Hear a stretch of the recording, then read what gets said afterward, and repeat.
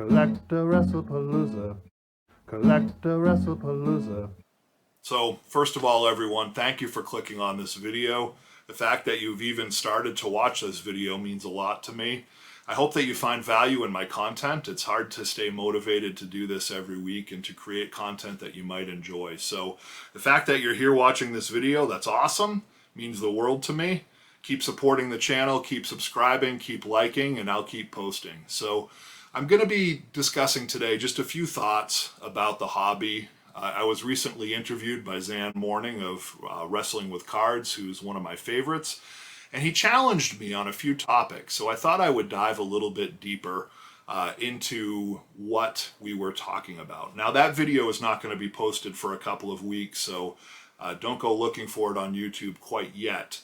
But one thing he asked me is, how do you find value in what you decide to purchase? And I'm going to talk about that in a little more detail. So there's a concept in finance called intrinsic value. Now, intrinsic value basically, if you're buying an option, if you're buying a stock, if you're buying some sort of instrument that has a correlative pricing mechanism, say you buy a future of some commodity. The intrinsic value is literally how much that's worth if you unwound that instrument today. So if you bought a contract to buy a commodity in the future at $1 and the market price is $1.10, the intrinsic value of that purchase is 10 cents because it has increased in value by 10 cents. Now, market value is very easy to determine when you're buying commodities or something that's traded all the time, but it's very hard to determine when you're talking about cards, memorabilia, sports cards, wrestling cards, things like that. So I like to think of intrinsic value as, what can you realistically sell this for today? Not what you think it's going to be worth in the future, not what you think it should be worth, but what can you actually unwind it for today? That's intrinsic value, and that's what you should be focusing on when you're looking at value. So the best gauge of intrinsic value is, what has this sold for on the market? eBay, sold listings. What are people willing to pay for this product? So if you buy a wrestling card for $100, including fees, including freight, including taxes, assuming you don't have a resale certificate and you're paying taxes on your purchases, then you're out $100 on this card. The intrinsic value of that is the difference between that and what you can sell it for minus fees, okay? So if you can sell that same card today for $150, that's after all the fees have been paid, after everything is out, then the intrinsic value of that card is $50. And that's what you should be focusing on in your collection. Not, I have $2,000 worth of cards, not, I think I could sell these for $5,000 because that's what I think they're worth, but look at recent sales, look at what you can actually sell this product for today, minus all of your costs. That's intrinsic value. Now, intrinsic value is supposed to gauge the actual worth of the object. So if you think about the object, what is going to add intrinsic value to a card? It's a piece of cardboard. It has an image on it. It has literally no intrinsic value in some respects, meaning that, if you take a penny is only worth a penny because we have decided as a society that that's our means of currency, and it is worth a penny if you're going to trade it for a good.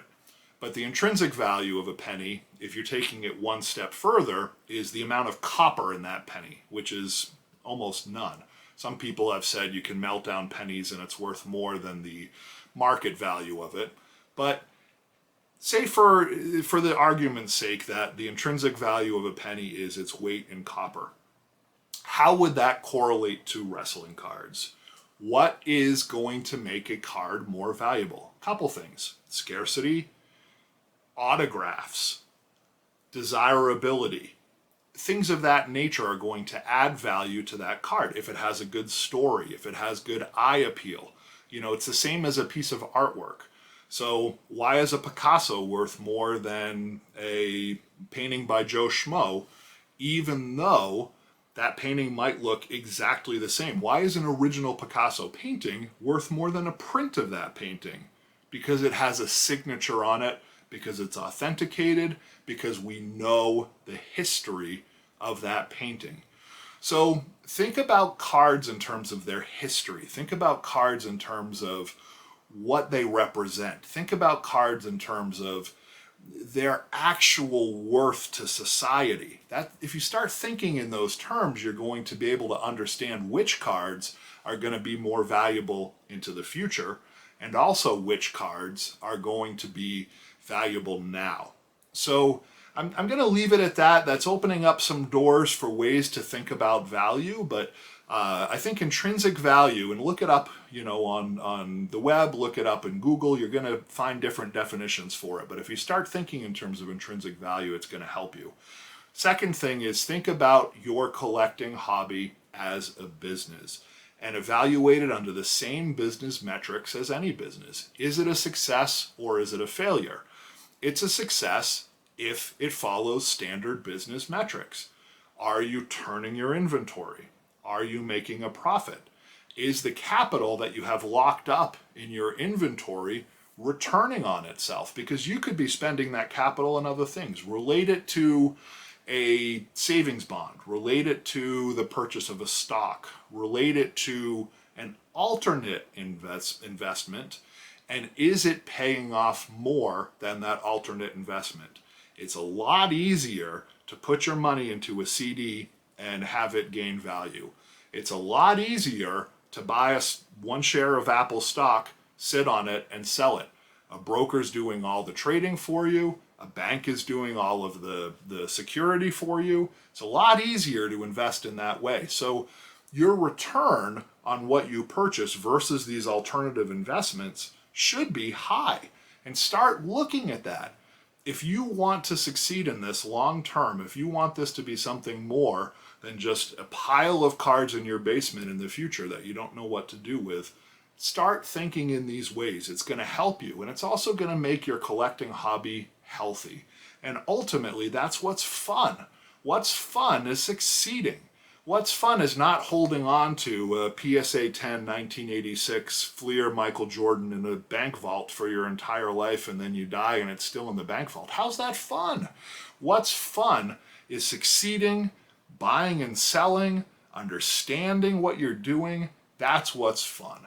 So I'm going to leave it at that for now. I hope that these tips are helpful for you. I will be posting tips videos periodically, so if you like receiving these, certainly consider liking and subscribing. Hit the bell icon. I'm also developing playlists of tips, so look at those. Thank you very much for your support. Again, this is CollectAWrestlePalooza. Have a great week.